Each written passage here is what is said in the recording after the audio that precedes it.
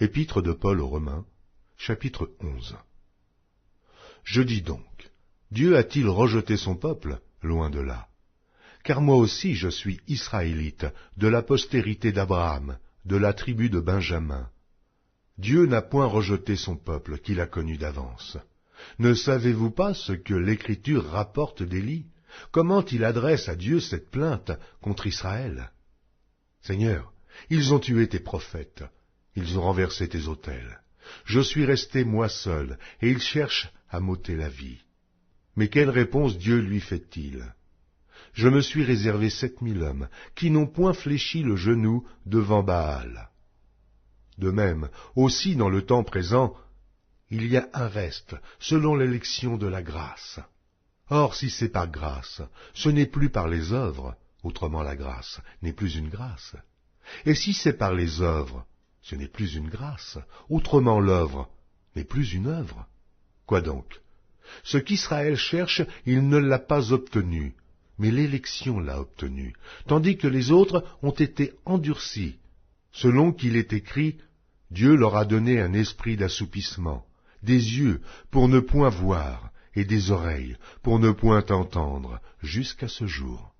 Et David dit, que leur table soit pour eux un piège, un filet, une occasion de chute et une rétribution. Que leurs yeux soient obscurcis pour ne point voir, et tiens leur dos continuellement courbé. Je dis donc, est-ce pour tomber qu'ils ont bronché? Loin de là. Mais, par leur chute, le salut est devenu accessible aux païens, afin qu'ils fussent excités à la jalousie. Or, si leur chute a été la richesse du monde, et leur amoindrissement la richesse des païens, combien plus en sera-t-il ainsi quand ils se convertiront tous? Je vous le dis à vous, païens. En tant que je suis apôtre des païens, je glorifie mon ministère, afin, s'il est possible, d'exciter la jalousie de ceux de ma race et d'en sauver quelques-uns. Car si leur rejet a été la réconciliation du monde, que sera leur réintégration, sinon une vie d'entre les morts? Or, si les prémices sont saintes, la masse l'est aussi. Et si la racine est sainte, les branches le sont aussi. Mais si quelques-unes des branches ont été retranchées, et si toi, qui étais un olivier sauvage, tu as été hanté à leur place et rendu participant de la racine et de la graisse de l'olivier, ne te glorifie pas aux dépens de ces branches. Si tu te glorifies, sache que ce n'est pas toi qui portes la racine, mais que c'est la racine qui te porte. Tu diras donc, les branches ont été retranchées afin que moi je fusse hanté. Cela est vrai. Elles ont été retranchées pour cause d'incrédulité, et toi, tu subsistes par la foi. Ne t'abandonne pas à l'orgueil, mais crains. Car si Dieu n'a pas épargné les branches naturelles, il ne t'épargnera pas non plus. Considère donc la bonté et la sévérité de Dieu. Sévérité envers ceux qui sont tombés, et bonté de Dieu envers toi, si tu demeures ferme dans cette bonté, autrement, tu seras aussi retranché.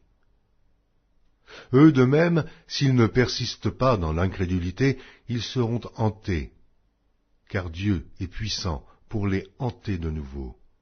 Si toi, tu as été coupé de l'olivier naturellement sauvage, et hanté contrairement à ta nature sur l'olivier franc, à plus forte raison, eux seront-ils hantés selon leur nature sur leur propre olivier. Car je ne veux pas, frères, que vous ignoriez ce mystère, afin que vous ne vous regardiez point comme sages. C'est qu'une partie d'Israël est tombée dans l'endurcissement jusqu'à ce que la totalité des païens soit entrée. Et ainsi tout Israël sera sauvé selon qu'il est écrit. Le libérateur viendra de Sion, et il détournera de Jacob les impiétés. Et ce sera mon alliance avec eux lorsque j'ôterai leurs péchés. En ce qui concerne l'Évangile, ils sont ennemis à cause de vous. Mais en ce qui concerne l'élection, ils sont aimés à cause de leur Père. Car Dieu ne se repent pas de ses dons et de son appel. De même que vous avez autrefois désobéi à Dieu, et que par leur désobéissance vous avez maintenant obtenu miséricorde, de même, ils ont maintenant désobéi, afin que, par la miséricorde qui vous a été faite, ils obtiennent aussi miséricorde. Car Dieu a renfermé tous les hommes dans la désobéissance, pour faire miséricorde à tous. Ô profondeur de la richesse, de la sagesse et de la science de Dieu, que ses jugements sont insondables, et ses voies incompréhensibles, car qui a connu la pensée du Seigneur? Ou qui a été son conseiller? Qui lui a donné le premier, pour qu'il ait à recevoir en retour? C'est de lui, par lui, et pour lui que sont toutes choses.